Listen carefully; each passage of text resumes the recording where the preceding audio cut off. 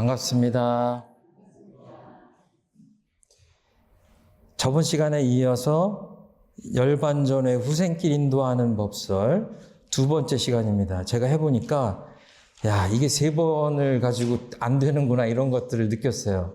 한 7, 8번 해도 소화하기가 좀 쉽지 않다 하는 생각을 했는데 계획대로 두 번째 시간 하도록 하겠습니다. 제가 잠시 다시 한번 읽어드리겠습니다.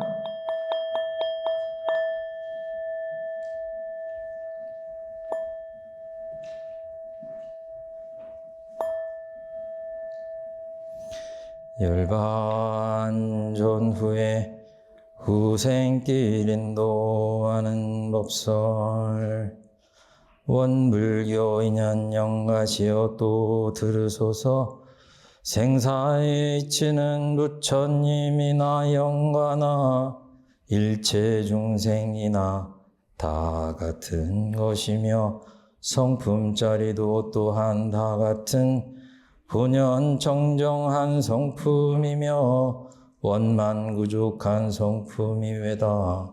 성품이라 하는 것은 허공의 달과 같이 참 다른 허공에 홀로 있건만은 그 그림자 다른 일천강에 비치는 것과 같이 이 우주와 만물도 또한 그 근본은 본연 정정한 성품자리로 한 이름도 없고 한 형상도 없고 가고 오는 것도 없고 죽고 나는 것도 없고 부처와 중생도 없고 허무와 정멸도 없고 없다 하는 말도 또한 없는 것이며 유도 아니요 무도 아닌 그것이나 그 중에서 그 있는 것이 무의와 자동적으로 생겨나 우주는 성주 괴공으로 변화하고 만물은 생로병사를 따라 육도와 사생으로 변화하고 1월은 왕래하여 추야를 변화시키는 것과 같이 영가의 육신 나고 죽는 것도 또한 변화는 될지언정 생사는 아니외다. 원불교 인연 영가시여 듣고 들으시나이까. 이제 이 성품자리를 확연히 깨달아 알으셨나이까.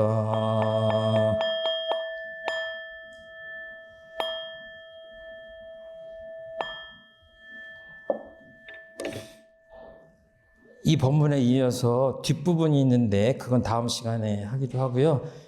이제 조금 설명드리도록 하겠습니다. 저번 시간에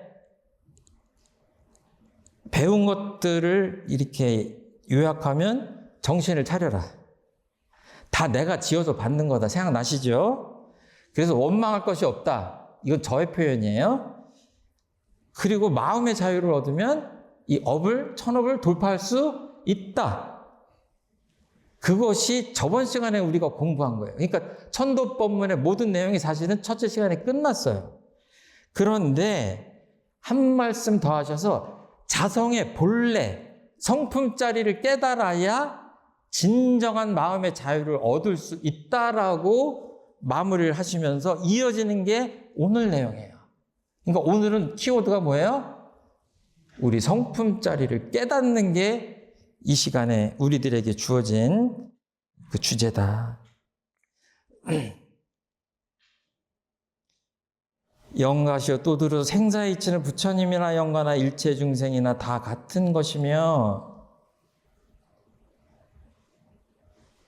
이 우주 안에 있는 모든 존재를 관통해서 있는 그 신령스러운 진리를 우리가 일원상으로 모시고 있는 거거든요. 인과 이치라고 해도 되고 생사나 이런 것에 부처나 중생이나 이런 영가나 차별이 없이 그냥 하나의 원리가 꿰뚫고 있다는 얘기예요.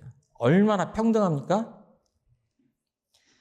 성품자리도 또한 다 같은 본연청정한 성품이며 원망부족한 성품이외다.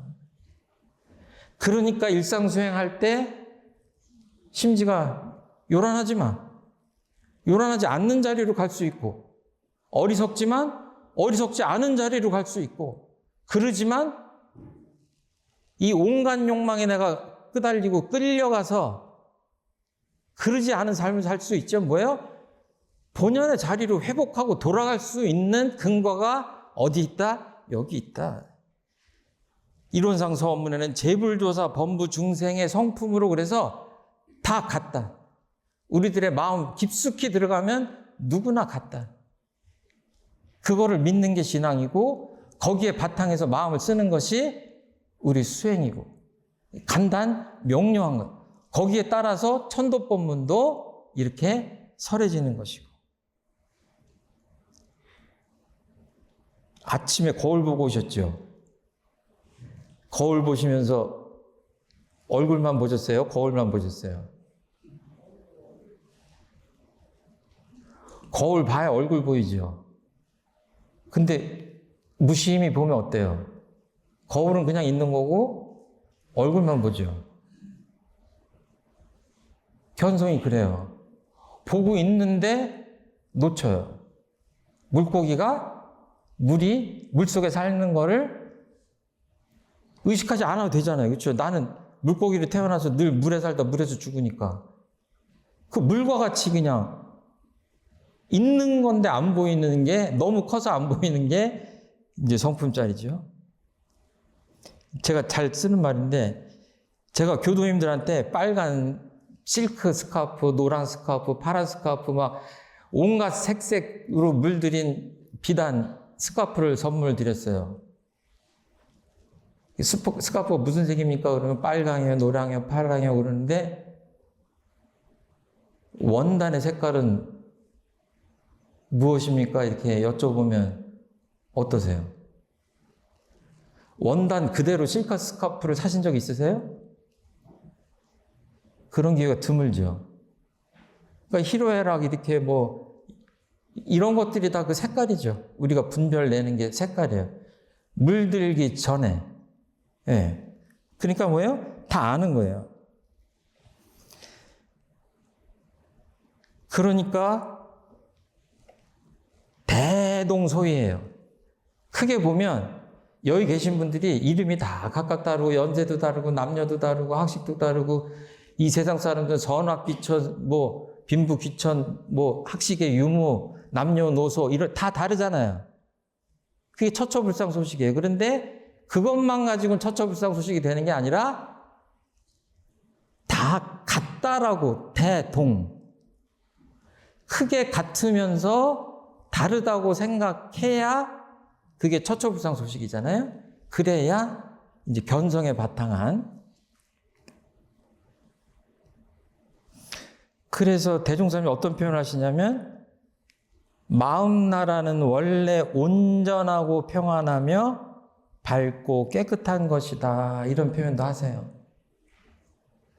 그러니까 내가 아무리 내 마음을 봐도 원래 온전하고 평안하며 밝고 깨끗하지 않아요, 늘. 그러면 어때요? 그 사람은 견성하지 않았다 이러면 돼요. 쉽죠? 근데 어떨 때 보면 문득문득 그 밑바닥에 이 마음이 늘 나와 함께 있구나 할 때 그 자리를 보는 겁니다. 지금 그 얘기를 쭉 하시는 거예요. 그리고 비유를 하시는데 성품이라는 것은 허공의 달과 같이 쭉 하시면서 그림자 다른 일천강에 비치는 것과 같이 이 우주와 만물도 또한 그 근본은 본연청정한 성품짜리로, 이 성품짜리를 짤막하게 잡고 이제 전달하고 싶으시니까 이런 비유를 하시는 거예요. 세종대왕께서 쓰신 월인청강지곡이라고 하는 것은 부처님의 은혜가 화피초목 한다고 하는 그런 은혜를 찬양하는 제목이지만 그 앞부분이 똑같아요. 월인천강이에요. 참달이 1000개의 강물에 뭐예요? 낱낱이 비추는 거죠. 강 하나에 달 하나 비추는 게 아니라 그 파도마다 수많은 달이 비추는 거죠. 그런 거를 상상해 보시면서 이 어린 천강을 말씀하시는 겁니다. 다 아시는 이야기인데 해초라는 스님은 부처님의 법을 얻기 위해서 천축국을 다녀오셨어요. 그래서 왕호 천축국전이에요. 그리고 그 중국의 유명한 시인, 송나라 시인은 이런 시를 썼죠. 다 아시는 거예요. 욕심 춘거래 봄이 간 곳을 찾으려 하니 춘제 기인가 봄은 몇 사람의 집에 있을까. 제가 해석을 하면 봄은 누구 집에 있을까 이렇게 해석하고 싶어요. 부루 산중객 산속에 손님을 만나지 못하고 귀래 재원화 돌아오니 내 집에 돌아오니 우리 집 뜰 안에 꽃이 피어 있더라. 봄꽃이. 다 아시는 내용이죠. 그냥 우리가 보는 모든 것, 이 우주 만유 전체가 다 성품 아님이 없다고 해도 되는데 그럼 중생들한테 그게 가슴에 꽉 박히냐? 그렇지 않죠. 이영만리 저 왕호 천축하듯이 인도까지 다녀오는 수고를 할 필요도 있고 때로는 또 산속을 헤매는 그런 노력도 필요한 것 같아요. 그러니까 머리로 알던 것이 정말 나한테 있구나. 정말 내 안에 거룩한 부처님이 계시구나를 깨달으려면 조금 고생을 할 필요도 있는 거 아닌가 이런 생각을 합니다. 수심결에 이런 내용이 나와요. 지금 이게 조금 그냥 법회에 대종사님이 대중을 모아놓고 견성해야 됩니다. 이러고 설법을 하시는 게 아니라 지금 누구한테 하시는 거죠? 이 세상을 떠나는 열반을 하려고 하는 사람한테 이렇게 공부를 시키시는 거예요. 우리 대종사님 특별하신 분이에요. 수심결에는 어떻게 표현이 되냐면 일백변은 무너지고 흩어져서 불로 돌아가고 바람으로 돌아가되 한 물건은 길이 영영하여 하늘도 덮고 땅도 덮었다. 이 법문을 들으면서 맞아 그렇지 하면 그게 제불조사가 우리들한테 전해주려고 하는 그 자리를 우리가 함께 하는 겁니다. 대종경에는 이런 표현이 나와요. 일생을 끝마칠 때 최후 일념을 어떻게 하오리까? 다 아시죠? 뭐라고 대답하셨어요? 예, 온전한 생각으로 그쵸. 그러니까 우리는 신나게 내 습관대로 그냥 내 욕심대로 살다가 그 죽기 전에 만 온전한 생각을 챙기면 되는 겁니까? 지금 온전한 자리 이루면은 1초 이내에 들어갈 수 있어야 돼요. 온전한 자리가 온전한 마음, 온전한 생각이 뭔지를 감을 잡지 못하면 내가 지금 온 일생에 겪은 모든 것들 회환이 밀려오고 후회가 밀려오고 잘못하면 원망할 것들이 찌꺼기가 남아있고 남아있는 자녀나 가족을 위한 애착 탐착이 남아있는 그 열반의 순간에 온전한 생각으로 그칠 수 있겠어요? 되지 않아요. 계속해서 하루에도 수천 번씩 온전한 마음이라는 게 뭐냐라고 우리가 계속 마음을 챙겨야 결정적인 순간에서 온전한 마음을 챙길 수 있지 않을까. 이게 논리적인 귀결 아닐까요? 그렇잖아요. 그래서 상시훈련이에요. 한순간도 서울에서 부산까지 운전을 하는데 4시간 걸려요. 제가 예를 들어서 3시간 59분 59초를 제가 유념했어요. 단 한 번 유념했어요. 차가 부서지고 제가 입원했어요. 1초 안에 사고가 나서. 억울하잖아요. 그렇죠? 나는 3시간 59분 59초를 유념했는데 우리가 믿는 진리가 자비로워요? 너무 자비롭지 않잖아요. 3시간 59분 59초를 유념했으면 너 잘했다고 그러고 좀 사고도 안 나게 해주셔야 되는데 잠깐 깜빡했다고 그때 사고 나게 하시잖아요. 그렇죠? 우리가 믿는 진리는 그런 거예요. 무서운 면이 있으세요. 그러니까 늘 챙기는 겁니다. 천도제를 하면 모든 의식 중에 제일 마음이 쓰이고 제일 부담스러워요. 법력은 모자른데 돌아가신 분들을 위해서 천도제를 지내려니까 정성을 들이긴 하지만 늘 부담스럽습니다. 이게 그냥 사실입니다. 솔직한 고백이에요.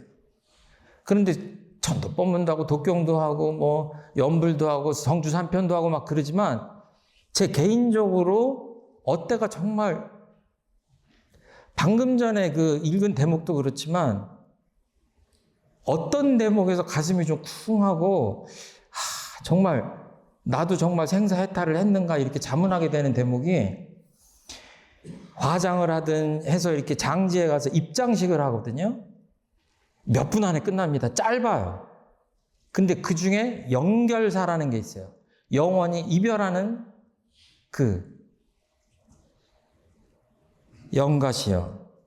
영가에 가지고 있던 그 형체는 지수화풍 사연이 이미 흩어지었고 안입이 설신이 육근도 이제 그 명색을 감추게 되오니 이에 따라 영가에 수용하던 재색과 명리가 영가에게는 이미 한 꿈으로 화하였으며 친근 권속도 전일에 대하던 그 얼굴로는 서로 연결이 되었으니 하는 이 연결사 대목을 할 때 가슴이 찡해요. 나 자신은 물론 내가 늘 닦아주고 발라주고 챙기고 아프면 약 먹고 나 자신을 위해서 불공하고 내 주변에 우리 엄마는 왜 그래 아빠는 왜 그래 내 자식은 왜 그래 그러면서 찌그락찌그락 했지만 그 다 사랑의 표현이죠. 사랑 없으면 마음 상할 것도 없죠. 그리고 평생 살았던 그 피를 나눈 가족들하고 그냥 덤덤하게 있는 그대로 얘기하시는 거예요. 다시는 만날 수 없다. 제가 이 대목에 이렇게 닿으면 가슴이 좀 먹먹해요. 우리가 이름도 없고 형상도 없고 가고 오는 것도 없고 죽고 나는 것도 없고 다 없어요. 결국은 얼마나 이렇게 표현하면 좀 죄송한데 부처님께 좀 속되게 표현하면 얼마나 지독하게 없다고 하시냐면 없다 하는 말도 없다고 하셨어요. 이거를 우리가 알아야 그 핵심 메시지에 닿을 수가 있는데 쉽지가 않고 놓는다는 걸 다 알지만 우리가 분별을 놓지 못하는 이유는 왜 그럴까요? 애착, 탐착 때문인데 애착, 탐착을 왜 못 넣을까요? 제가 생각해 봤어요. 애착, 탐착 힘으로 살아가는 겁니다, 우리가. 솔직히 얘기하면. 이거 놓으면요, 죽을 것 같아요. 허탈해서. 부처님과 중생의 차이가 뭐냐? 이 세상에 모든 것이 없다고 하고 그런 다음에 비우고 한 다음에 도달하는 자리가 허무하고 허탈하면 뭐예요? 그게 범부 중생이에요. 부처는 누구예요? 다 비우고 났더니 마음이 자유롭고 여유롭고 은혜로 가득해요. 똑같이 비우되 잘못 비우면 허무하고 잘 비우면 충만한 자리다. 공적 영지가 그냥 월인 청강처럼 그렇게 가득한 그러면 부처의 경지겠죠. 제가 이거 준비하면서 이런 글을 써봤어요. 이 대목에 대해서 이름이란 감옥에서 나오라고, 형상이란 감옥에서 나오라고, 가고 오는 것이란 감옥에서 벗어나라고, 죽고 나는 것이란 감옥에서 벗어나라고, 부처와 중생이란 감옥에서도, 허무와 정멸이란 감옥에서도, 없다라는 감옥에서도 탈옥하라고 하십니다. 이렇게 표현을 해봤어요. 유무초월하라고 하십니다. 점잖은 표현으로 하면 해탈하고 열반에 이르자라고 하는 얘기예요. 거기 구속되지 말고. 그런 이 감옥은 어딨냐? 이 감옥은 누가 만들었냐? 우리 교도님들 감옥을 제가 만들어서 공급했어요? 분양했어요, 감옥을? 1,000,000원씩 받고? 절대로 그런 적 없어요. 우리 교도님 감옥은 누가 만들어요? 자신이 만드는 거예요. 자신 중에서도 내 마음이 만드는 거예요. 이 감옥은 있다 그러면요, 있는 감옥하고 없는 감옥하고 겹으로 들어와요. 내가 부처다 그러면요, 부처라는 감옥하고 중생이라는 감옥하고 쌍으로 들어와요. 이해하시죠? 누가 좋다 그러면 뭐예요? 싫다라는 감옥같이 따라 들어와요. 이 감옥의 원료는 뭐죠? 재료는 뭐죠? 철근과 콘크리트가 아니라 뭐예요? 네, 마음이에요. 마음의 감옥이에요. 마음의 감옥에서 벗어나라고. 이 감옥이 힘이 하나도 없다. 이 본질을 꿰뚫어 보면 마치 뭐 얼음 감옥 같다고 할까? 또는 반대로 뒤집으면 봄바람을 감옥에 가둘 수가 있어요, 없어요? 없잖아요. 그러니까 제가 저번 시간에 무소유를 얘기하면서 소유를 적게 하고 이렇게 하라는 게 아니라 애초에 소유할 수 없어서 무소유라고 그랬잖아요. 그러니까 뭐예요? 감옥에도 뭐예요? 감옥이 원래 공한 거예요. 감옥에 갇힐 수가 없다고 얘기하시는 거예요. 감옥이 있다라고 하는 것이, 그것이 중생들의 착각이라고 얘기를 하시는 거예요. 그러려고 성품이 이렇다 저렇다라고 쭉 앞에 이 배경 설명을 하시는 겁니다.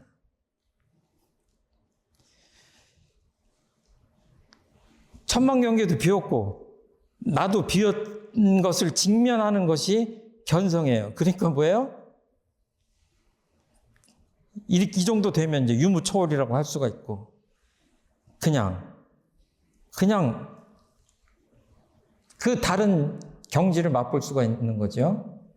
마음으로 지은 감옥이기 때문에 이 감옥에서 나올 수 있는 것은 오직 하나의 열쇠만 필요해요. 내 마음에. 다른 걸로 절대로 이 감옥에서 나올 수가 없다. 우주는 성주계공으로 변화하고 만물은 생로병사를 따라 육도와 사생으로 변화하고. 그러니까 육도와 사생에 대한 이야기만 해도 설교 시간이 넘치잖아요. 그렇죠? 건너뜁니다. 1호로 왕래의 주야를 변화시키는 것 같이 쭉 이어주고, 이제 이 성품짜리를 확연히 깨달아 알으셨나이까. 대종사님한테, 저희들한테 하는 얘기예요. 그냥 깨달았냐라고 묻지도 않고 확연 통철한다고 그러잖아요. 꿰뚫어서 그렇게. 그래야 소태산 대종사님 심통제자라고 하겠죠. 그렇죠? 자, 퀴즈. 변화라는 단어가 지금 몇 번 나왔을까요? 4번 나왔어요. 이 짧은 센텐스에 4번 나왔어요. 변화다. 뭐가 아니다? 생사가 아니다라고 하는 것이 오늘 공부의 맨 마무리 말씀이에요. 그러니까 그 최종품 교무를 한 10년 만에 만난 교도님들이 뭐라고 한 줄 알아요? 하나도 안 변했다고.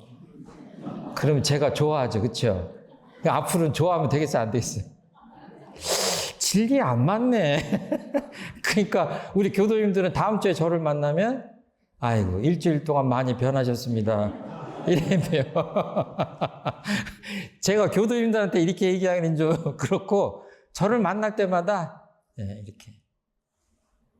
제가 그냥 너무 딱딱할 것 같아서 마음 편지를 그 회보에다 썼는데 정말로 그 남산 회원동에서 이렇게 길을 가는데 아무도 보지 않는 그 시멘트 벽에 담쟁이가 이렇게 있는데 제가 제 핸드폰에 사진이 있어요. 그냥 아름답게 물이 들었는데 왜 담쟁이 보고는 그렇게 아름답게 물든다고 해놓고는 왜 늙었다고 그러면은 섭섭하고 변했다고 그러면 섭섭하고 할까?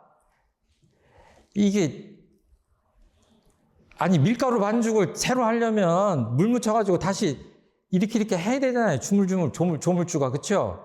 그래야지 새로운 걸로 만들잖아요. 그러니까 새로 부활을 시켜주려니까 어때요? 다 한번 원래 자리로 돌아가라고 하는 거 아니에요 지금? 그 내년에 새싹 날려면 뭐예요? 1년 동안 애썼던 이파리는 뭐예요? 멋있게 아름답게 물들어서 땅으로 돌아가면 돼요. 이게 알긴 이렇게 하면 알긴 알 것 같은데 뭐예요? 막상 닥치면 아이고 이 늙어가는 게 서럽고 이게 죽음이 가까웠다 그러면은 좀 허퉁하고 그렇잖아요. 그거를 우리가 정말 힘주어서 소태한 대종사님이 이렇게 당부하시고 부탁하시고 거듭 강조하시고 하시니까 이 가르침을 어떻게 해서든지 내 것이 되도록 하면 우리 대종사님께서 흐뭇해 하시지 않을까 이렇게 생각합니다. 추나추동, 성주괴공, 생로병사, 담쟁이가 파래지고 또 노래지고 빨개지고 더 짙어져서 낙엽으로 떨어지고 이 만물이 다 변하고 있는데 오늘 설교의 마지막입니다. 변하는구나 하고 보고 있는 그 주인공은 누구예요? 여기까지 하겠습니다. 감사합니다.